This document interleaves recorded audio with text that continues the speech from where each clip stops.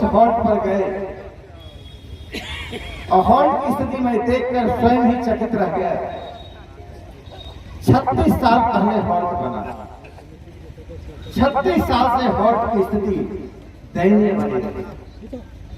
सैकड़ों छात्र, हमारी बहनें माताएं, हमारे नौजवान साथी, हमारे बुजुर्ग किस प्रकार स्टेशन जाते थे बरसात के मौसम में, रात के समय में, इसकी मैं कल्पना भी नहीं कर सकता। आपने ईमानदारी से 36 साल तक दर्द को बर्दाश्त किया, लेकिन उसका समय समाप्त हो चुका है। सोनमा प्राणपुर स्टेशन ये हॉल्ट नहीं, आने वाले समय में सोनमा प्राणपुर एक स्टेशन का रूप लेगा।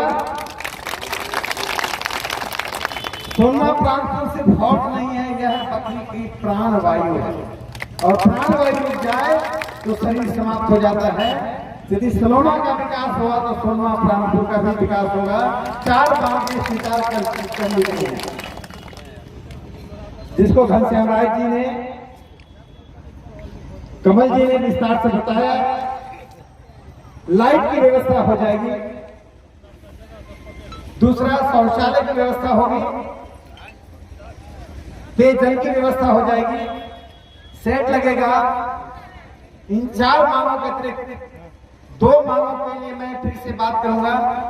स्टेशन यानी प्लेटफॉर्म को ऊंचा करने के लिए एक और मांग मान ली गई है कि अप्रोच पथ रेलवे बना देगी। इन सब कारणों से अब ये अप्रोच पथ बनने के बाद एक मांग और रह जाती है, एक अच्छा टिकट घर यहाँ बने, और वो टिकट घर के लिए मैं डीआरएम साहब से मांग करूंगा। मुझे उम्मीद है कि 15 दिन के अंदर सोनमा प्राणपुर में विकास का कार्य शुरू हो जाएगा। प्रधानमंत्री नरेंद्र मोदी जी ने इस देश में रेल क्रांति लाने का काम किया है। हम सुनते थे कि बुलेट ट्रेन जापान में है, हमें कहानियां सुनाई जाती थी और उसका फोटो दिखाया जाता था। हम लालच से ललचते थे। आज बुलेट ट्रेन को उन्होंने हिंदुस्तान में ला कर दिया। आज सैकड़ों स्टेशन को, 1000 स्टेशन को विश्व स्तरीय स्टेशन बनाया है। उसमें बेगूसराय जिले के कौन स्टेशन आप देखिए, सलौना, लखमीनिया, साहेबपुर कमाल, बछवाड़ा, बरौनी, बेगूसराय, ये 6 स्टेशन ऐसे हैं जो दुनिया के बड़े स्टेशनों के बराबर के स्टेशन के रूप में होंगे। और सोनमा प्राणपुर अगले 2 सालों के अंदर स्टेशन का रूप ले लेगा। तत्काल इसकी जितनी समस्याएं हैं, स्थानीय समस्याएं दूर होंगी। सोनमा प्राणपुर में कुछ ट्रेनों का ठहराव होना चाहिए। मैं नीरज जी से कहूंगा कि अगली बार जो बैठक होगी उसमें प्रस्ताव दें, और ये प्रस्ताव निश्चित रूप से मंजूर होगा। कुछ आवश्यक ट्रेन यहाँ ठहरे, जिससे सोनमा प्राणपुर में लोग बैठे और सीधे नई दिल्ली पहुंचे। सोनमा प्राणपुर की सब्जी नई दिल्ली में लोग खाएं। इसके लिए जरूरी है नई दिल्ली के लोगों के लिए कि यहाँ के ट्रेन का ठहराव करें। अंत में मैं एक बात कहूंगा, आज विलंब के लिए मैं क्षमा प्रार्थी हूँ। प्रधानमंत्री नरेंद्र मोदी जी ने इस देश को विकास के रास्ते पर खड़ा कर दिया।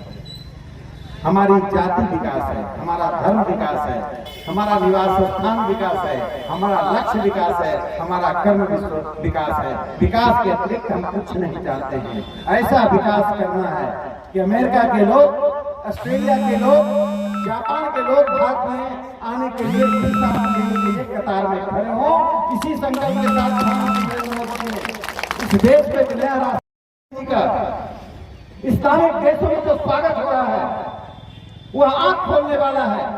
मैं हिंदुस्तान के सभी मुस्लिम भाइयों से अपील करता हूं कि विपक्ष की पार्टियों के बहकावे में आने की जगह इस देश के सांस्कृतिक राष्ट्र से जुड़े प्रधानमंत्री नरेंद्र मोदी जी ने जो विकास का रास्ता खोला है, वो विकास का रास्ता किसी धर्म में नहीं, किसी संप्रदाय में नहीं, किसी जाति में नहीं, किसी क्षेत्र में नहीं, किसी भाषा में नहीं, लोगों के घर तक जाता है।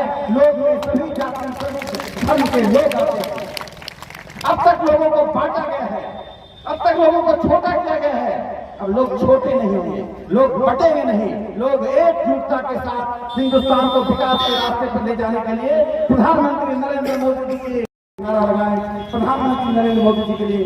नरेंद्र मोदी जिंदाबाद, जिंदाबाद जिंदाबाद, नरेंद्र मोदी जिंदाबाद, जिंदाबाद जिंदाबाद, जेपी नड्डा जिंदाबाद, जिंदाबाद जिंदाबाद, अमित शाह जी जिंदाबाद, जिंदाबाद जिंदाबाद, अमित शाह जी जिंदाबाद, जिंदाबाद नरेंद्र मोदी जिंदाबाद। जिंदाबाद जिंदाबाद। भारत माता की, भारत माता की, भारत माता की।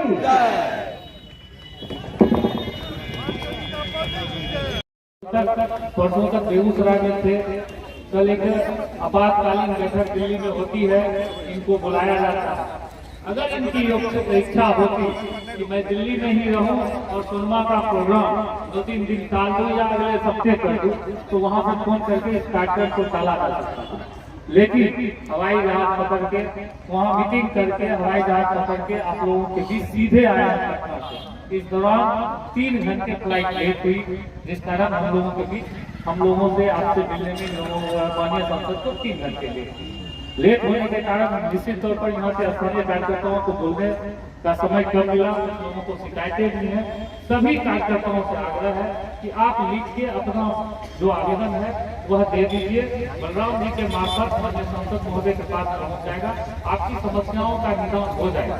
यह मैं राकेश सिन्हा जी की तरफ से इसलिए बोल रहा हूँ कि मैंने देखा है आज आपके बगल में सोलमा स्टेशन है, आप जाके देखिए 50 करोड़ रुपये से वहाँ का कायाकल्प हो रहा है। इस पूरे इलाके में पटना के बाद अलग चमकने वाला कोई स्टेशन बनेगा और बन रहा है तो वह सोलमा स्टेशन है, आप जाके देखिए। हम लोग आपके बीच आए हैं, सोनमा को इंतजार था कि सबरी के घर राम कब आएगा। आज वो समय आया।